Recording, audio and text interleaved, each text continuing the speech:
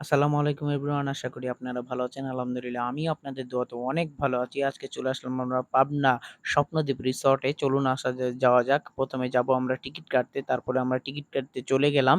এখন টিকিট দিতে বললাম। টিকিট দিলাম। এখন মামাকে বললাম একটা টিকিট দেন। কেননা আমার ফ্রেন্ড আগে ঢুকে গেছে, আমি পরে ঢুকছিলাম। এই তো হচ্ছে টিকিট। এখন টিকিটটা নিয়ে আমরা একটু ভিতরে ঢুকবো। এখন ভিতরে যাওয়া যাক চলুন। এই তো মামা একটা পোজ দিচ্ছিল, বাট কিসের জন্য দিচ্ছিল কিছু বুঝতে পারছিলাম না। তারপরে আমি সামনে গেলাম এবং মামা একটা হাসি দিল এবং হাসিটা অনেক সুন্দর লাগলো। তারপরে বলছে, "মামা আমাকে না, ইনাকে টিকিটটা দেন।" তারপর ইনাকে টিকিটটা দিয়ে ভিতরে ঢুকে যাই এবং ভিতরে ঢুকে আমাকে অনেক সুন্দর লাগে এবং পরিবেশটা আমার কাছে অনেক সুন্দর লাগে। তারপরে এইদিকে দেখছি ছোট বাচ্চারা দাবা খেলছে। বাট এইখানে আমার কিছু করার নাই। এবারে একটু সামনের দিকে যাবো। সামনের দিকের ভিউটা আমার কাছে অনেক সুন্দর লেগেছে। মানে বলে বোঝানো যাবে না। রিসোর্টের ভিউটা অনেক সুন্দর এবং পাবনা রিসোর্টের এই সুন্দর ভিউটা আমার কাছে অনেক সুন্দর লেগেছে। এবার একটু ঝাউবনের দিকে যাওয়া যাক। এই ঝাউবনটা দেখে আমার মাথা নষ্ট হয়ে গেছে এবং সুন্দর লাগছে। তারপরে ঝাউবন দিয়ে চারদিকে ৪ টা রাস্তা। কিন্তু আমি এখন বামের দিকে যাবো এবং বামের দিকে যেয়ে এখন সুন্দরভাবে ওহ মাই গড! এত সুন্দর ভিউ! এদিকে দেখছি একবারে গায়ের বধূর মতন একবারে পানি পড়ছে। আর এইদিকে তো মাথা নষ্ট হয়ে গেছে। এত সুন্দর প্লেস এবং এত সুন্দর জায়গা। আর এইদিকে দেখছি ছোট বাচ্চাদের মতন একবারে দোলনা দোলাচ্ছে, বাট কেউ নাই, কিছু নাই, বুঝতে পারছিলাম না। তারপরে আমি একা, একা ফাঁকা এইদিকে দোলনাতে দোলাচ্ছিলাম এবং আনন্দ নিচ্ছিলাম। একা, একাই ফিলিংস দিচ্ছিলাম। বাট আমার ফিলিংস দেওয়ার মতন কেউ নাই। এবার একটু সামনে যাবো এবং সামনে যেয়ে দেখছি লাভ।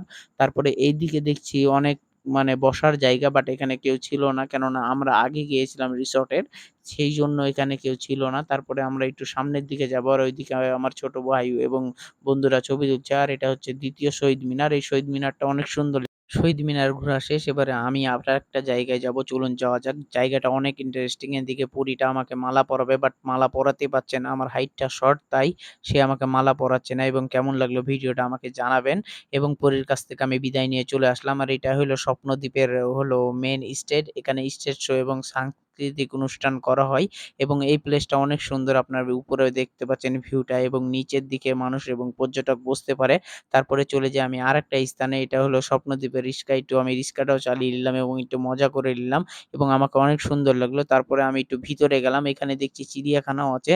চলুন এবার আপনাদেরকে চিড়িয়াখানাটা দেখাই। চিড়িয়াখানা বলতে শুধু এখানে বানরই নিয়ে এসছে। আরো আমি জিজ্ঞাসা করলাম আরো পশু-পাখি কখন আসবে? তো বলল উনারা আরো কিছুদিন পর আরো পশু-পাখি আসবে। সাধারণত এখন বানরই আছে। তারপরে আমি বানরের সাথে খেলাধুলা করলাম এবং বানর আমি ছোটবেলাতে দেখতাম এবং অনেক হাসতাম। কেননা বানর মানুষের মতনই প্রায়। তারপরে আমি বানরের সাথে হাই হ্যালো করে এবার যাবো আমি একটু সুইমিং পুলের দিকে। আর সুইমিং পুলে সাধারণত কাউকে ঢুকতে দেয় না। আমি পরিচয় দিয়ে আমি ব্লগ বানাই, তাই আমাকে ঢুকতে দিচ্ছিল। আর এই ভাইয়াটা আমাকে একটু হেল্প করছিল। ভাইয়াটাকে অসংখ্য ধন্যবাদ। তারপরে আমরা বন্ধুরা মিলে একটু চলে যাই একটু সেলফি তুলতে এবং ছবি তুলতে। একসঙ্গে ফটো তোলা হয়নি তাই। তারপরে আমরা সবাই মিলে ছবি তুলে চলে যাই একটু কিছু খাবার খেতে। কেননা আমরা খাবার খাইনি। আর একটু পরে মাগরিবের আজান দিবে। সেইজন্য আমরা একটু কফি খেয়ে নিই এবং একটু বিশ্রাম করে নিই রেস্টুরেন্টে এবং এই স্বপ্নদ্বীপের রেস্টুরেন্টটা অনেক সুন্দর এবং অনেক ভালো। তারপরে আমরা কফি খেয়ে নিই। তারপরে সন্ধ্যার আজান দিয়ে দেয়। সন্ধ্যার আজান দেওয়ার পরে আমরা একটু ভিউটা দেখি। অনেক সুন্দর লাগছিল এবং লাইটিংও অনেক সুন্দর ছিল স্বপ্নদ্বীপের। আশা করি আমার ভিডিওটা আপনাদেরকে ভালো লাগবে এবং ভিডিওটা আমার ভালো লেগে থাকলে আপনারা আমার এই Facebook পেজ এবং YouTube চ্যানেলটাকে একটু সাবস্ক্রাইব করে দিবেন। দেখা হচ্ছে নেক্সট ভিডিওতে। সবাই ভালো থাকবেন, সুস্থ থাকবেন। আসসালামু আলাইকুম। আল্লাহ হাফেজ।